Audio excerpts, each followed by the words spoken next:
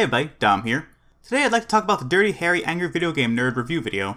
Despite the title of this video, I'm not going to delve into political matters, like YouTube's policy changes that make it harder to monetize on videos with mature subject matter, like the video I'm talking about. This video is strictly about the content of the video itself. Additionally, this video is not about angry video game nerd reviews becoming worse, but rather, it's about a perceived shift in tone that can be seen.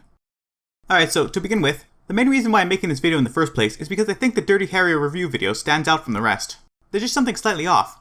It's hard to put into words, but the biggest factor is that the review just seems formulaic and lazy. It's as if there's a template for angry video game nerd reviews, and James rolling on the floor laughing Rolf just stuck to it.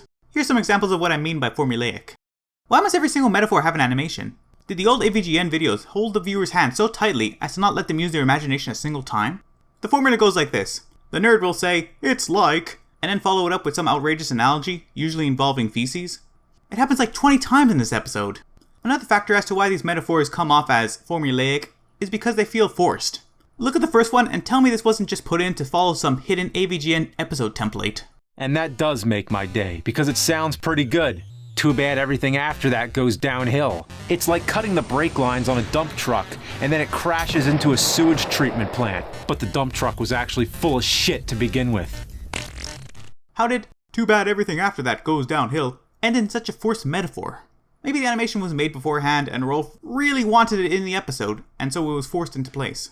This episode goes on and on with putting things on screen that were just described. Hey, this is just like Elvis.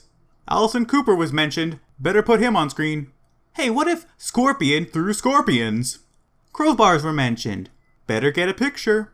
Think of how much funnier it would have been to imagine a crowbar made of crows, rather than being shown a crappy Photoshop job of such a thing.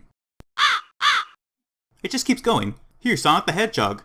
Here's Saturday Night Fever. Here's some movie still frames. Gotta love the irony of seeing a picture of Clint Eastwood in the air, after literally saying, imagine Clint Eastwood moving like this in real life. More movie still frames. All horrible games need to have sewers, because that's where they belong. Come on, are you even trying? I could go on, but I think at this point, the point I'm making is well pointed out. Another example of formulaicness is in the details.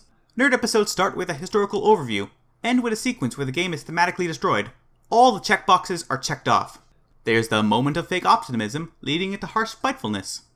There's only 3 levels. Well, that's good. How bad could this be? Stupid question. There's the moment the nerd checks the manual.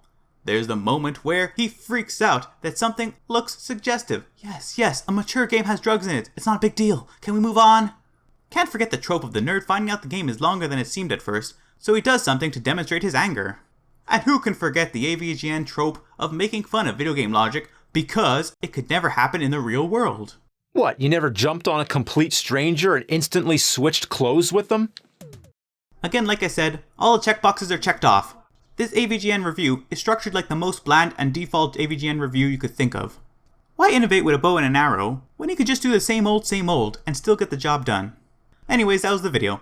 I hope I made a clear and understandable argument as to why I think the Dirty Harry Angry Video Game Nerd review was odd, formulaic, and phoned in. Thanks for watching. Au revoir.